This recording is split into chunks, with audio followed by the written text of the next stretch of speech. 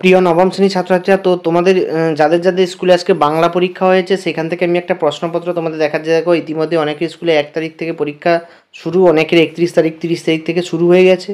তো গতকাল যাদের স্কুলে পরীক্ষা হয়েছে বাংলা প্রশ্নপত্র, সেই প্রশ্নপত্র আমি তোমাদের দেখাচ্ছি। দেখো, এখানে তোমাদের 1-এর দাগের 8টা এমসিকিউ প্রশ্ন থাকবে, যার কোনো একটা অথবা থাকবে না, দেখো 2 নম্বর পেজ পর্যন্ত। এবং 2-এর দাগে দেখো, এখানে 2-এর দাগে 7টা তোমাদের এসিকিউ প্রশ্ন থাকবে। তো 7টার মধ্যে অথবা থাকবে, 9টা থাকবে, তার মধ্যে 7টা তোমাদেরকে করতে হবে। তো দেখো, এখানে দেখতে পাচ্ছ তোমরা, এই যে 7টা 9টা আছে, তার মধ্যে তোমাদেরকে 7টা প্রশ্নের উত্তর দেখাতে হবে।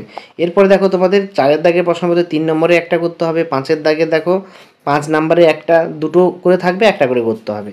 6-এর দাগে দেখো, এখানে 150টা শব্দের মধ্যে লিখতে বলেছে, 5 নম্বরে একটা, এবং 7-এর দাগে 4 নম্বরের একটা করতে হবে। এবং এখানে ভাবার্থ ভাব সম্প্রসারণ থেকে দিয়েছে, ভাবার্থ একটা দিয়েছে, দেখো এটা 5 নম্বরে একটা তোমাদেরকে করতে হবে। এবং এখানে দেখো সার সংক্ষেপ দেওয়া আছে, সেখান থেকে তোমাদের এটাকে সংক্ষেপে করতে হবে, ঠিক আছে, ভাব সম্প্রসারণে করতে হবে। তো এই হচ্ছে তোমাদের টোটাল প্রশ্নপত্র।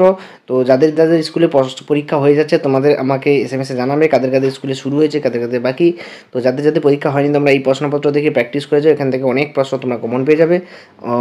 উপরন্তু যদি থাকে, তাহলে হুবহু প্রশ্নপত্র লেগে যেতে পারে।